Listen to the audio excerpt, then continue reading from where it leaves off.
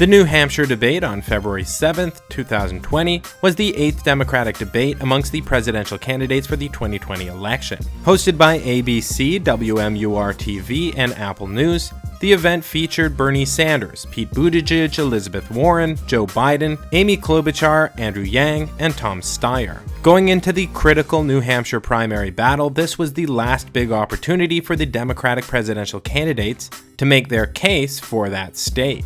While each candidate had their moments in this debate, some shine brighter than others. In this video, I'll do my best to distinguish the winners from the losers of this debate. I'll also talk about how their performances are likely to translate to the upcoming primary vote. Because this debate was not just about impressing the nation, it was about winning the next state in the race. So, who won over New Hampshire?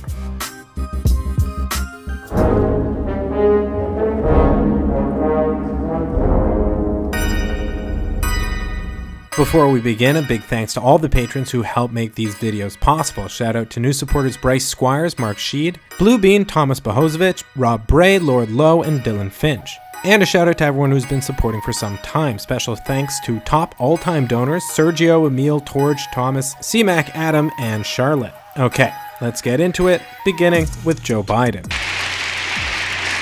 I come from a family where a dad walked in one day and said, "We gotta move, don't have a job." Biden's performance throughout much of the 8th Democratic debate was seriously problematic.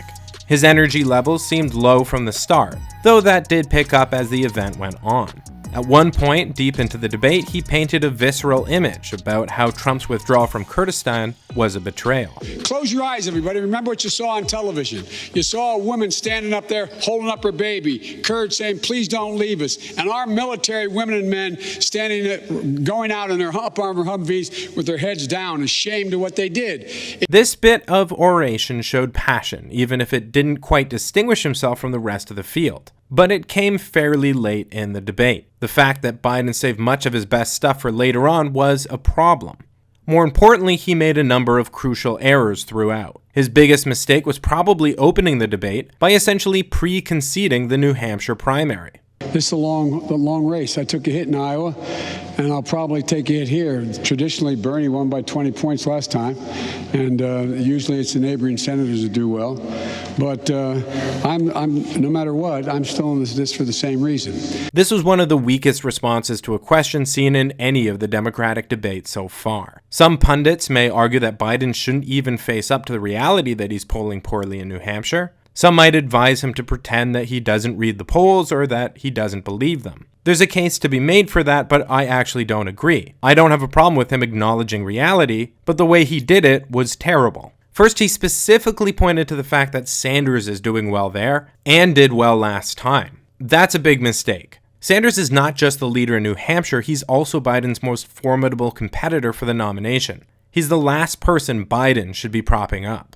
More crucially, Biden didn't just accept the reality of the polls, he appeared to give up entirely. He should have said that he's not doing well in the polling in New Hampshire right now, but he hopes to turn this around. He should have argued that he's going to continue to fight for every vote. Things are looking down for his campaign here. The best response is for him to give a halftime locker room speech to rally his New Hampshire supporters. Acting like it's a foregone conclusion does him no favors in New Hampshire or beyond. By the way, another thing Biden could have done well while accepting the reality of his polls in New Hampshire would be to point to his nationwide polls, which still show him in first place. Instead, Biden decided to combine talk of past failures in Iowa with future failure in New Hampshire. All this does is crystallize the idea that he's a loser, and that's no way to win. Speaking of losing, Biden also faced a serious, hard-hitting attack from Tom Steyer. In fact, 3 days ago, one of the leaders of Joe Biden's South Carolina campaign made racist remarks about someone associated with our campaign. And the Legislative Black Caucus went out en masse to stand up for that man and for our campaign. Joe, I'm asking you to come with me and the Legislative Black Caucus and disavow Dick Harpootlian and what he had to say. It was wrong.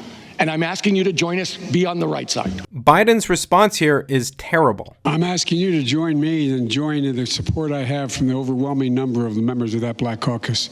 I have more support in South Carolina in the Black caucus and the Black community than anybody else. Double what you have or anybody else has. But wait a second, Bernie. Well, that is quite right. Just the worst. Steyer essentially asks Biden to stand up against bigotry, and Biden's response is, "Black people already like me." If these are the kinds of answers you keep giving Joe, that fact will change. Now, speaking of attacks, Biden was wise enough to focus on his biggest competitor for the Democratic nomination, Bernie Sanders. Unfortunately, he didn't always have the best ammunition to fire. Bernie says that you have to bring people together and we have to have Medicare for all. But Bernie says, and he says he wrote the damn thing, but he's unwilling to tell us what the damn thing's going to cost. The fact that we're in New Hampshire, a very level-headed group of people, look at the numbers. How much is it going to cost? Who's going to pay for it? It will cost more than the entire federal budget we spend now. More than the entire budget. The idea middle-class taxes aren't going to go up is just crazy. When they did it in Vermont, what happened? They doubled the state income tax and then had a 14% tax on withholding. And they finally did away with it. This was not effective, in my view. Biden's pointed out that it's expensive in the past. It's a tired argument. He implied that Sanders said that middle-class taxes wouldn't go up when the reverse is true. Bernie has been perfectly open about that fact. Biden then pointed to one small single-payer experiment failing, but of course single-payer healthcare systems are the norm all over the world. This all sets Bernie up to easily outclass Biden with his response. Well, for a start, what the studies show, if we do what Joe wants, we'll be spending some $50 trillion on healthcare over the next 10 years. That's the status quo, Joe. That's what Health and Human Services says. What we have got to do, Joe, what we have got to do is understand. Simple question, Joe. We are spending twice as much per capita on healthcare as do the people of any other country. Maybe it has something to do with the fact that the healthcare industry last year made $100 billion in profit. Maybe it has something to do with the fact that we are wasting $500 billion a year trying to administer thousands and thousands of different plans. What Medicare for All will do is save the average American substantial sums of money. Substantial, be much less expensive than your plan. And we will expand Medicare to include dental care, eyeglasses, hearing aids, and home health care as well. Vice President Biden, 30-second response then, Senator. I mean, that was just an easy win for Sanders. If you keep giving him the same lines of attack, you can't expect that he won't counter well. Another attack by Biden was, I think, more effective. The argument is a relic from 2016, but has been, in my view, underemployed against Sanders in this cycle. It's one of the better critiques of his record. The biggest mistake that Bernie made, that Senator Sanders made, he voted to give the gun manufacturers, the only major industry in America, a loophole that does not allow them to be sued for the carnage they are creating. First thing I'll do as president is work to get rid of that. It's going to be hard. Think of all the thousands and thousands of people who died. And I might add, Bernie, while you were representing your constituency, an awful lot of people that are a gun state and they've come around. In fact, all those folks in California, New York, Pennsylvania, they were getting killed by the thousands during this same period. I come from a state that's a major gun-owning state. I introduced the first assault weapons ban. I, in fact, got it passed. I'm the only guy that beat the NRA twice. While I was pushing the Brady background checks, Bernie voted 5 times against it when he was in the House. This is, in fact, the weakest spot in Sanders' progressive record. His record on the issue is mixed as he's come around to supporting stronger gun control legislation over time. So Biden made some reasonably good moves in this debate. It wasn't all bad, but on balance, it was a poor performance. Few moments from the event are likely to be as memorable as Biden saying that he expects to lose in New Hampshire. That pessimism won't do him any favors. A clear loss for Joe Biden. Now let's turn to Sanders. Before the Super Bowl, he joked with Sean Hannity about your honeymoon in Moscow. Those hits are going to keep coming if you're the nominee. Why shouldn't Democrats be worried? Because Donald Trump lies all the time. It's worth pointing out here that Trump wasn't the only one lying here. George Stephanopoulos was also perpetuating a false claim.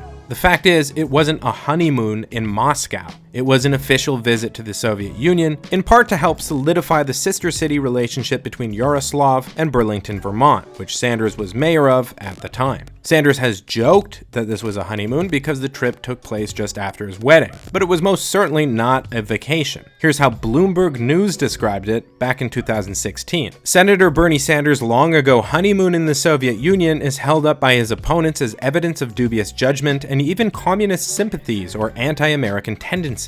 The self-described socialist was questioned about the visit during a debate of Democratic presidential candidates in October as a way to raise doubts about his electability. Those descriptions and concerns are based on distortions and exaggerations. The trip, which began the day after his wedding with his second wife Jane in May 1988, was undertaken as part of Sanders' official duties as mayor of Burlington, Vermont. And in any case, most of his critics seem to have forgotten that the Soviet Union at the time was hardly the place for an admirer of communism to find comfort. At any rate, Sanders delivered a pretty solid performance throughout the New Hampshire debate, despite being on the receiving end of numerous attacks from other candidates. One of the most hard-hitting of these was from Pete Buttigieg, who insisted that Sanders had a my way or the highway approach, which isn't likely to bring people together. Here's how Sanders responded. The way you bring people together is by presenting an agenda that works for the working people of this country, not for the billionaire class. The way you bring people together, Republicans, independents, Democrats, progressives, conservatives, you raise the minimum wage to $15 an hour.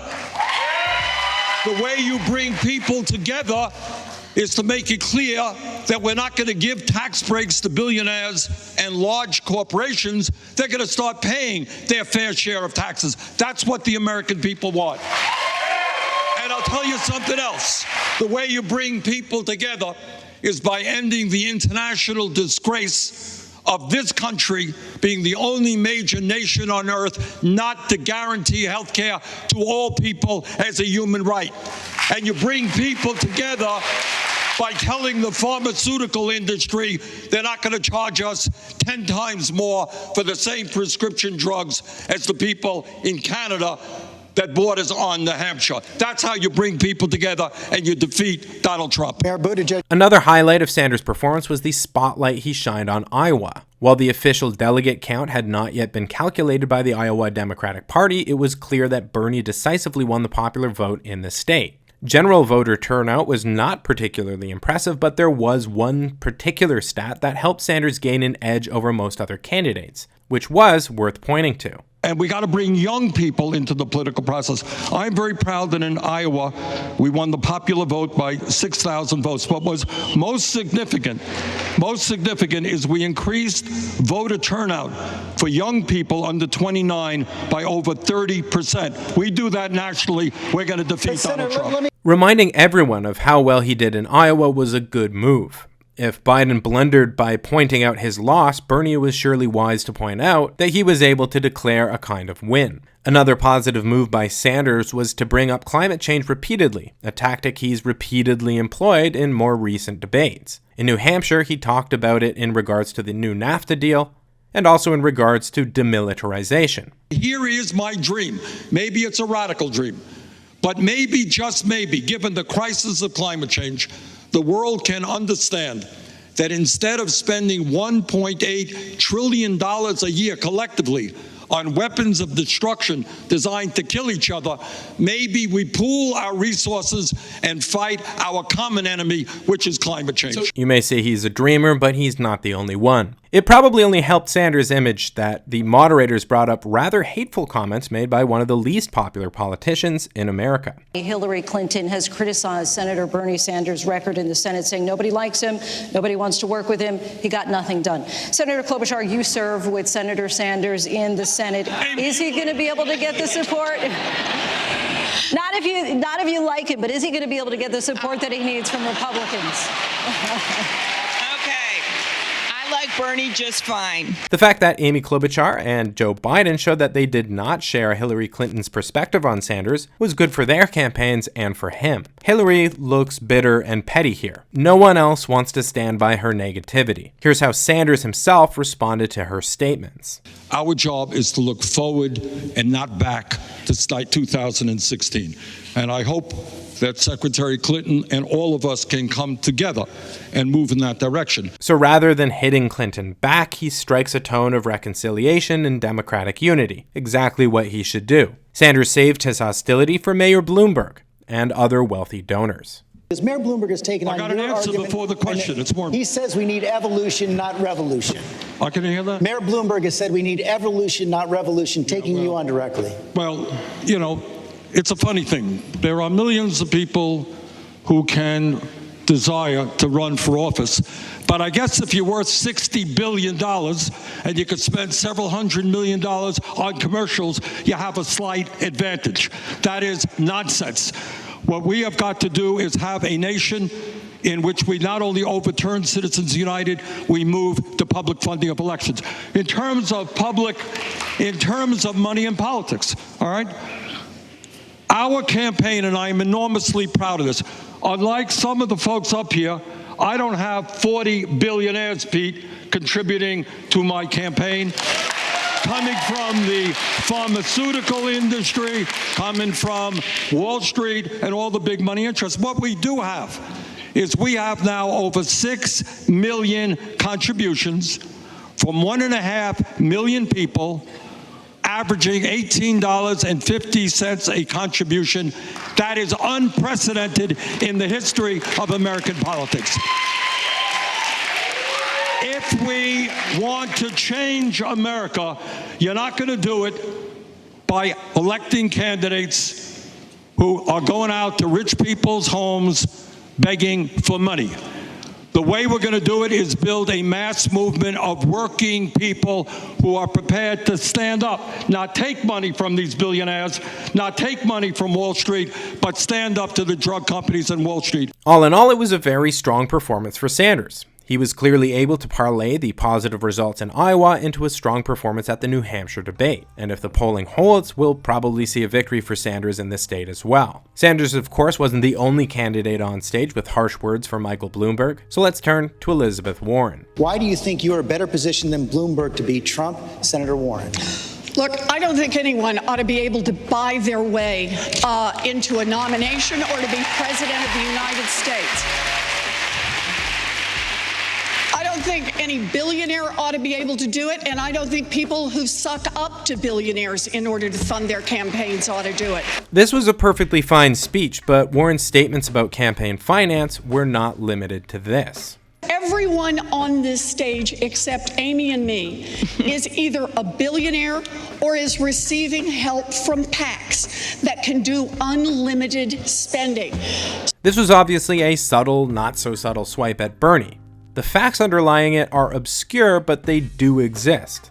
It's possible Warren was referring to Our Revolution, which has faced criticism for operating somewhat like a super PAC, but it's in fact a non-profit political organization, not a PAC. While the organization has plenty of ties to Sanders, it was until recently run by Nina Turner, it grew out of his 2016 campaign, and it is named for his book. Our Revolution seems primarily focused on getting state and local progressive candidates elected and mobilizing progressive activism. In this way, it has not been listed as a pro-Sanders PAC in terms of his presidential race. But it is quite possible that Warren was not referring to Our Revolution when she was talking about PACs. If you go to Warren's Open Secrets page, you can see that all her fundraising comes in through her campaign. With Sanders, 3 PACs are listed. He has a leadership PAC, Progressive Voters of America, and 2 super PACs, Mid-Mo for Bernie and Citizens Against Plutocracy. These 3 combined add up to just $17,000, less than a rounding error on the $107.9 million he's raised so far. $17,000 would also be a rounding error on the $10.4 million Warren transferred into her campaign from past fundraising, when she had distinctly lower fundraising standards than Sanders. Let's also note that Warren has received donations from 6 billionaires. That's 6 more than Sanders, at least if you don't count the $470 donation he received in return from the wife of billionaire David Hall. At any rate, the framing that Warren is more grassroots than Sanders is quite difficult to believe, just on the face of it. Sanders led the movement to reject big money, and Warren is a convert to his style of fundraising. I mean, is anyone going to believe that Warren and Klobuchar are the candidates who rich people don't want, and Sanders is their puppet? It's an absurd insinuation. Last time Warren tried to attack Sanders, it didn't do her poll numbers any favors. Now she's trying to do it again with an even less effective strategy, trying to outflank Sanders from the left. I really like progressive policy personally, so it's good news for me if candidates are rushing to the left. But strategically, it just does not make sense for Warren to do this. No one thinks she's just as progressive as Bernie Sanders, let alone more progressive. She does a lot better occupying the space between Sanders and Buttigieg. Quite liberal, but not a democratic socialist. Another mistake Warren made in this debate was relying too much on her memorized stump speeches. Buttigieg and Sanders each rely on stump speeches quite a bit themselves, but neither did so abrasively in this debate. Warren, on the other hand, used the same stump speech we've heard in virtually every debate so far. Understand that we've got a government right now that works great for those at the top, works great for giant drug companies, just not for people trying to get a prescription filled, works great for oil companies that want to drill everywhere, just not for the rest of us who see climate change bearing down upon us. Then she used the same stump speech again. They see a government that just works great if you're rich. It works great if you're a lobbyist. It works great if you're a corporate executive. But they see themselves and their children with less and less and less. I'm listening to a stump speech that works great for 1% of the time, just not for the other 99% of the things you say. This isn't to say Warren didn't have her moments. Here was perhaps her best speech of the night. We have to be willing to stand up to those who now control our government and make that government instead work for us. We can do child care in this country for every baby. We can invest in our public schools. We can cancel student loan debt for 43 million Americans, but only if we are willing to take control of our government away from the giant corporations and billionaires, return it to the people. This is about our government. This is about our democracy. This is about our future. This was a good speech, but I don't think it was enough to save her otherwise stellar performance. Warren didn't fall on her face at the New Hampshire debate, but she didn't shine either. In a debate that was more aggressive than usual, she was largely left out of the conflict. In a debate where a number of candidates gave exciting performances, Warren seemed to fade into the background. For perhaps the first time, she didn't look like a top-tier candidate. I count this debate as a loss for Senator Warren. So the biggest risk we could take at a time like this would be to go up against that fundamentally new challenge by trying to fall back on the familiar, or trying to unite this country at a moment when we need that kind of unification, when our nominee is dividing people with a politics that says if you don't go all the way to the edge, it doesn't count. A politics that says it's my way or the highway. Are you talking about Senator Sanders? Yes. Fresh off his victory in Iowa, Pete Buttigieg spent the New Hampshire debate auditioning to be the replacement for Joe Biden as the candidate of choice for moderate Democrats. A performance that was clearly bolstered by Biden falling on his face. While in the past few debates, Buttigieg was beginning to sound a little too aggressive and negative, he clearly struck a more positive tone this time around, potentially positioning himself as the candidate of change you can believe in. Pete did a lot right in this debate, but it wasn't a flawless performance either, in part because he took questions that seemed to cause him damage, even when they didn't have to. Here's one example. Mayor Buttigieg, you have described yourself as a moderate, but one of your policies at least goes further than some on the stage with you are willing to go.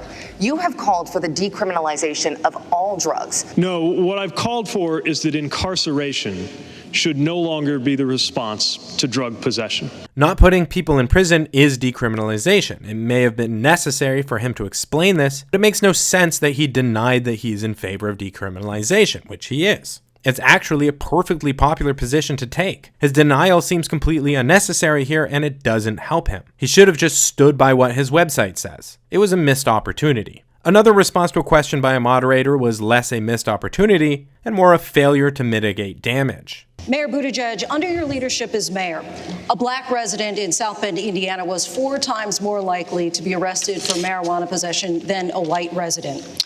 Now, that racial disparity is higher than the rest of the state. In fact, it's higher than the rest of the nation, and that disparity increased in South Bend after you took office.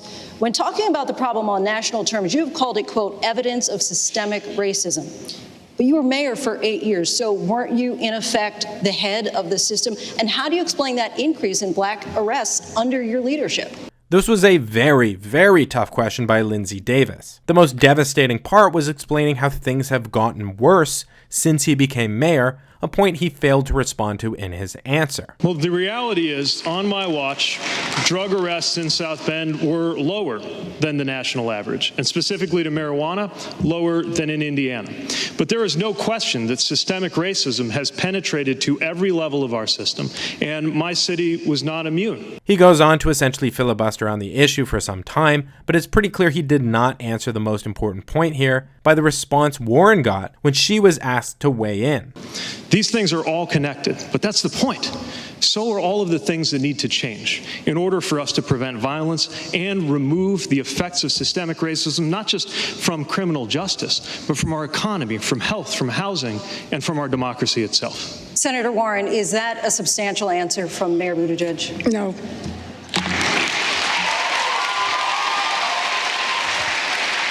Yeah, that applause was not for Warren as much as it was against Buttigieg, who has not yet been able to adequately address the faults in his record as South Bend mayor when it comes to racial issues. Pete has so far been unable to improve his standing with Black and Latino communities, which could lead to serious trouble for him in Nevada and South Carolina. But in the meantime, despite his flaws, Pete had plenty of strong moments throughout the New Hampshire debate. Asked about Hunter Biden, Pete wisely avoided hitting Biden below the belt. But Republicans in Congress have already started investigating Vice President Biden's son, Hunter. Mayor Buttigieg, do you think that there's a danger for the Democratic Party to nominate a candidate who is still under the threat of investigation? No. And we're not going to let them change the subject. This is not about Hunter Biden or Vice President Biden or any Biden. This is about an abuse of power by the president. That answer shows some class. Hitting Biden on this would have made him look petty for most mainstream Democrats. Buttigieg also had relatively strong answers to 3 of the biggest concerns facing his candidacy: the corruption of big money, his inexperience, and his electability. Let's talk about big money. Donald Trump, according to news reports, and his allies raised $25 million today. We need to go into that fight with everything that we've got.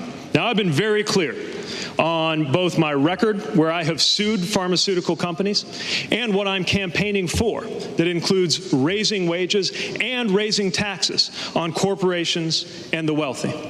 And as the only person on this stage who is not a millionaire or a billionaire, I know a thing or two about building a movement, because mayor of South Bend, Indiana is not exactly an establishment fundraising powerhouse.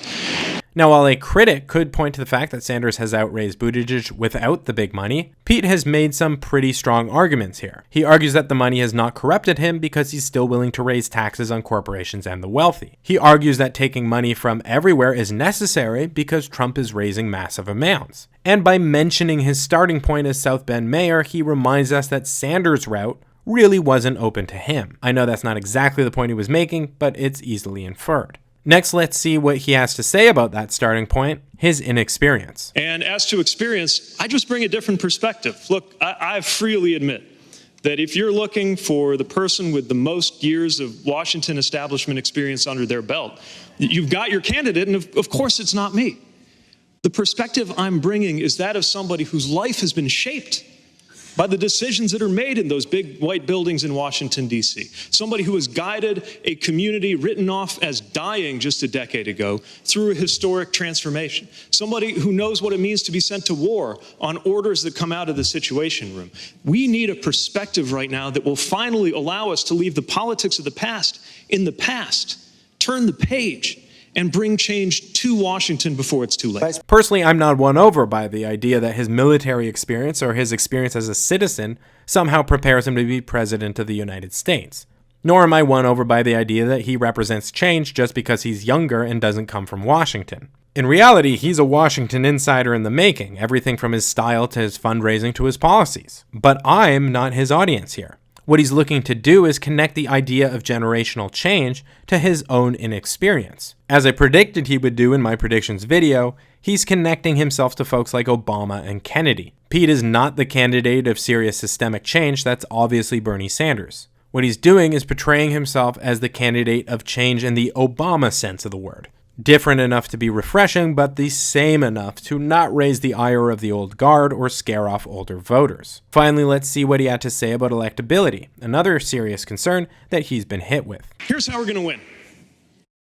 We're going to force this president to stand on that debate stage next to somebody who actually lives in a middle-class neighborhood in the industrial Midwest, in the exact kind of community that he pretends to speak for but turns his back on.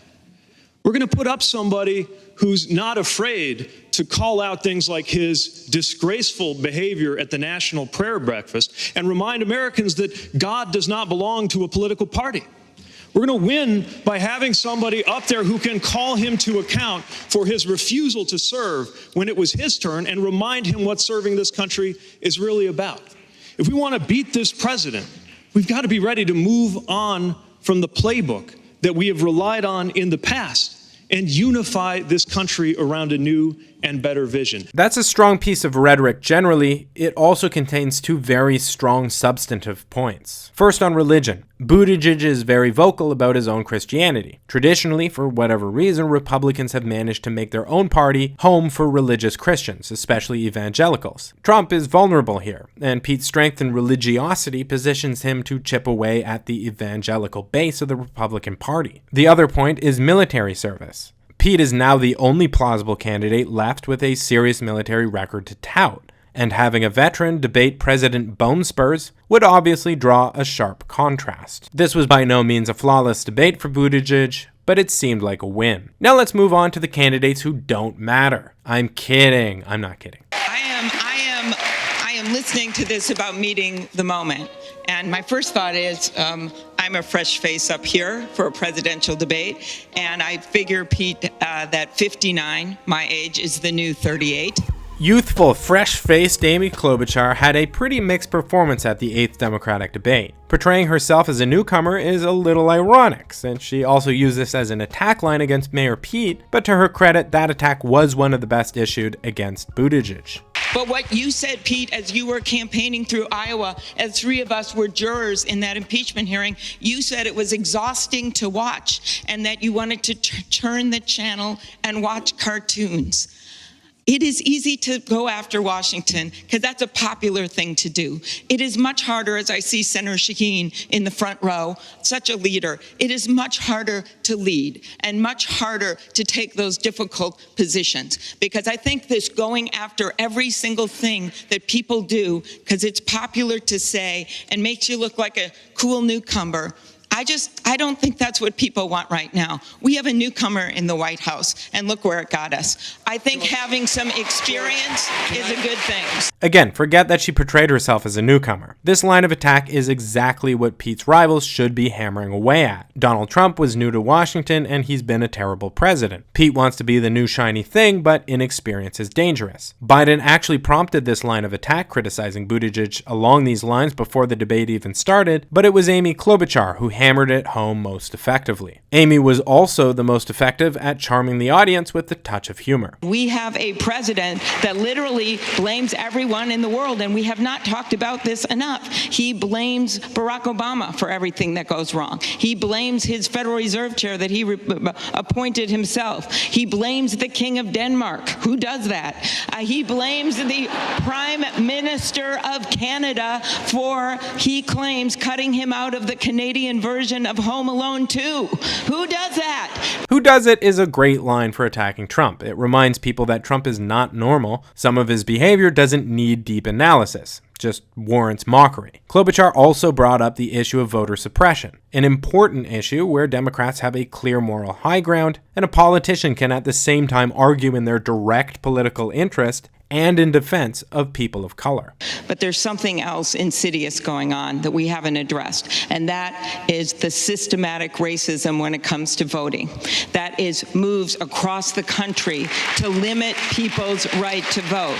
And that is why I have been leading on these bills to automatically register every kid to vote in this country when they turn 18. There is no reason that we can't do that across this country. To stop the gerrymandering by setting up independent commissions in every single state, and yes, to stop the voting purges. Because what is going on right now, in the words of one North Carolina court, is that they are discriminating with surgical precision against African American voters. And we are not going to be able to get any of these things done if we don't give people the right to vote. Klobuchar, however, had some weak moments as well. For one thing, she repeated her "it isn't real" argument against Medicare for all, which strikes me as nonsensical. I keep listening to this same debate, and it is not real. It is not real, Bernie, because 2/3 of the Democrats in the Senate are not on your bill, and because it would kick 149 million Americans off their current health insurance in 4 years.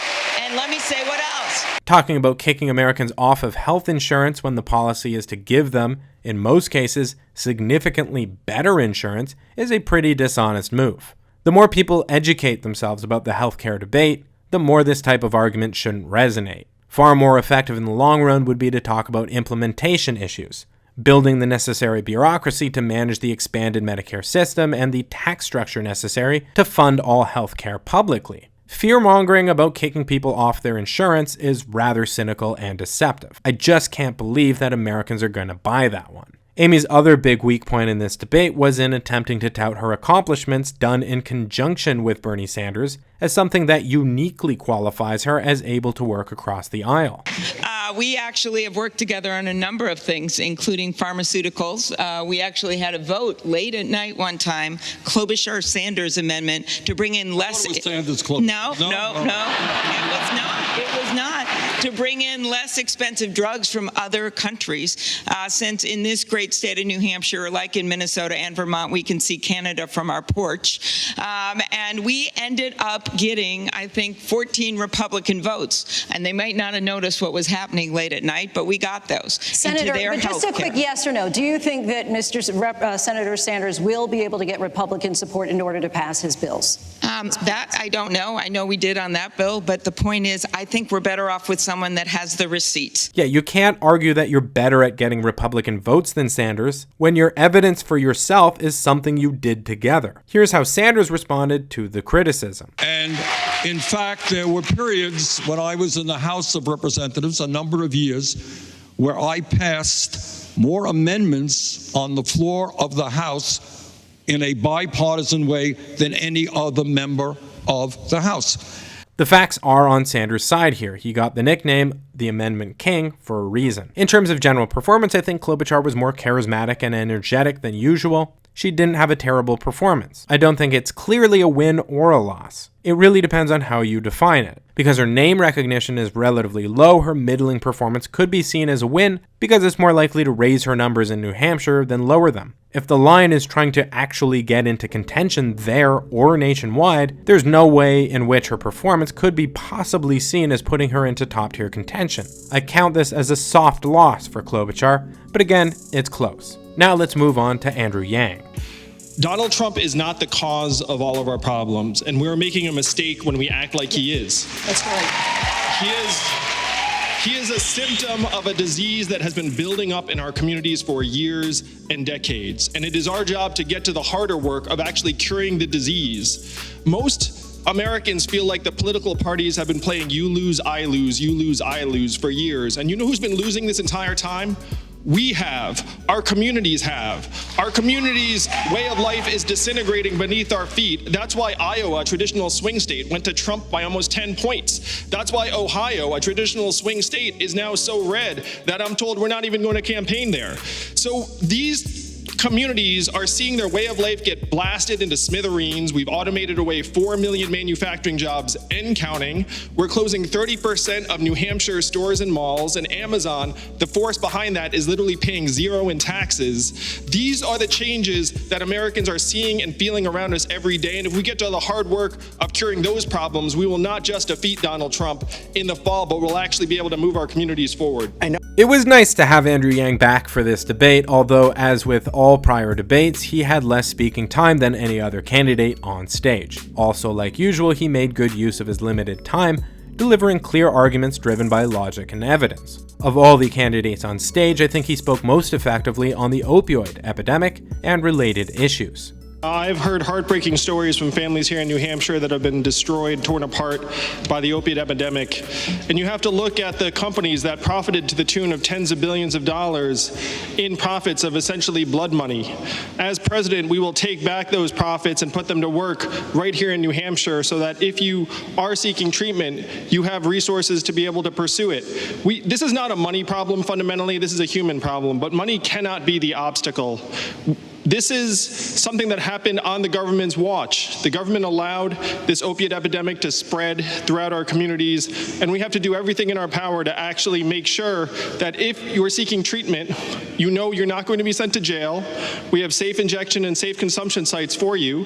If you have a family member who's struggling, you can refer them and know that they're not going to have criminal penalties as a result. At the same time, this was probably a weaker debate for Yang than usual. One downside for Yang was his inability to effectively take on the other candidates. Here was what I take to be a pretty weak challenge to Senator Warren. Elizabeth, with respect, with respect, you can't regulate away racism with a whole patchwork of laws that are race-specific. What we have to do is heed the writings of Martin Luther King, whose birthday we just celebrated. He said that capitalism forgets that life is social, and what he was championing was a guaranteed minimum income for all Americans of $1,000 a month or more that would end up reshaping our economy in communities of color, make it so that black net worth is not 10% of white net worth in this country, which is the most important number of them all. No.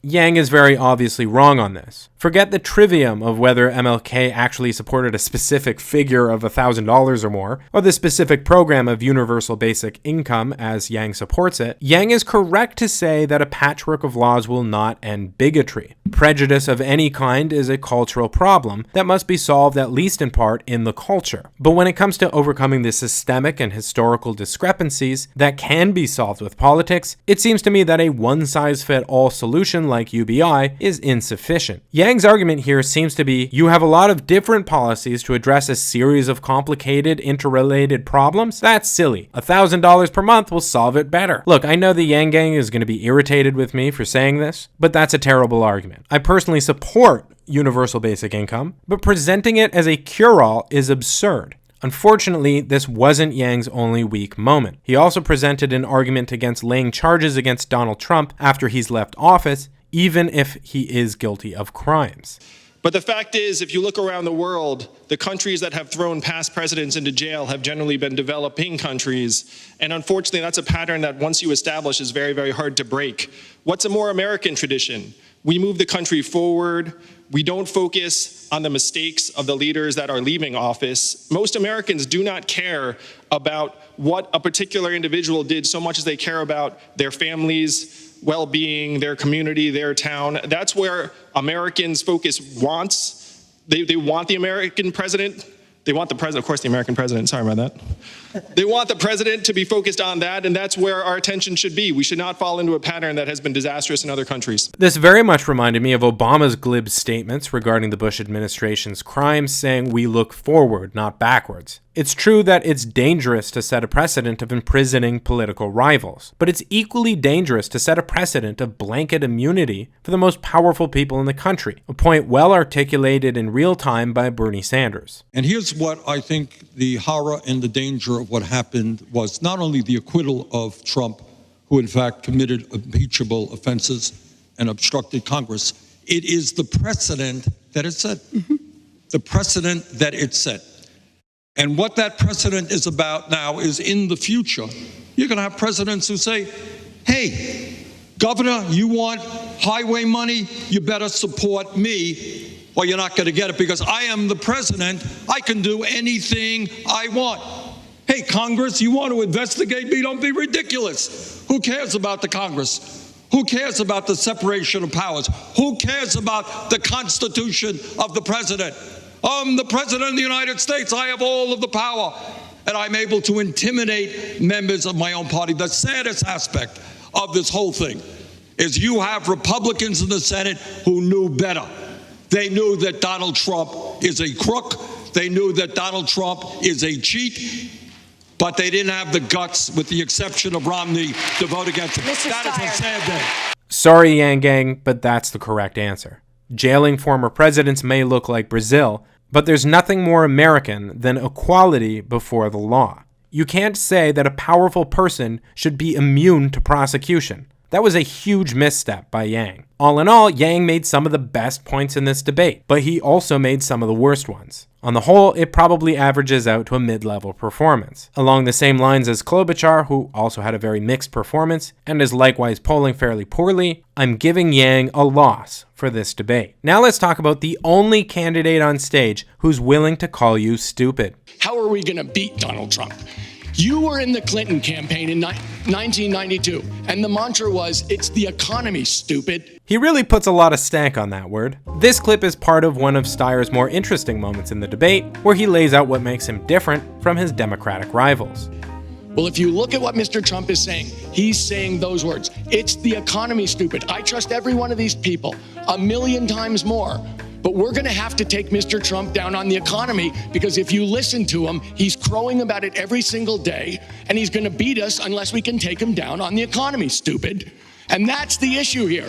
It is not about who has the best health care plan. All the health care plans are better, 1,000,000 times better. The question is, who can go toe-to-toe with Mr. Trump? Who can take down Mr. Trump, because he's the real threat to the country? And let me say, you have to have experience to take him down. This is not a question of he's a nice guy who's going to listen. We need people with experience. That's why I'm worried about Mayor Pete. You need to be able to go toe-to-toe with this guy and take him down on the debate stage, or we're going to lose. And that's actually the issue in front of Democratic voters. I have heard this debate so many darn times, and I love all these people, and they're all right. If we win, we can get the right thing, Bernie. I am with you. If we win, we can get the right thing, Pete and Amy. But we got to win, or we are in deep trouble, and we keep not talking about the facts. So there's a big mix of good points and bad points here. Saying that Buttigieg doesn't have a lot of experience is absolutely correct. But Steyer, you have less experience, stupid. Steyer is also correct to say that there should be more focus on the economy, which he might be implying is a strength of his because he's a businessman. But running private companies is not the same thing as running the federal government. In fact, if you don't make that clear, Trump can win by saying he's running the country like a business, stupid. A more definitively strong moment for Steyer, though, came about half an hour into the debate, where he pointed out an issue that he thought deserved attention. We have not said one word tonight about race. Not one word. Are you kidding me? We have the most diverse party. We have a very diverse country. We have a very diverse party. The heart and soul of this party is diversity: black people, Latinos, AAPI people, Native Americans, and white people. But for goodness sakes, pull it together. So why is Steyer talking so much about race? Well, it might be because he's got no chance to win in New Hampshire and is instead gearing his performance to drive up his numbers in Nevada and South Carolina. Indeed, using race issues to drive up his numbers in more diverse states seemed to be a constant in his performance throughout the debate. I am the person on this stage who will say openly, I'm for reparations. Something wrong happened. I am for reparations to African Americans in this country, and anyone who thinks that racism is a thing of the past and not an ongoing problem is not dealing with reality. Here, Steyer is correct to point out that the other candidates do not support reparations, at least not in the way they are generally understood: direct cash payments to the descendants of slaves. On his website, Steyer lays out plans to support HBCUs and reform the criminal justice system, but nowhere is a reparations plan talked about. In fact, the only line on the issue in the policy section of his site is, Tom also strongly supports legislation to establish a commission to re-examine the issue of reparations. That's obviously a much softer statement on the issue than full-blown support for reparations that he now claims to have. If he doesn't walk this back, though, and instead comes out with a clear plan to actually do reparations, it would make him unique on this issue. It would also likely make him more popular with the black community. It is potentially dangerous water to tread, though, as other minority groups and white people are likely to see reparations as divisive. It seems clear to me that Steyer has decided to use his debate performance to bolster his numbers in Nevada and especially South Carolina, where he is most competitive. This is probably his best move given his low poll numbers nationwide, and in that sense you could chalk up his debate performance as a win. At the same time, Steyer is certainly not the answer to this question.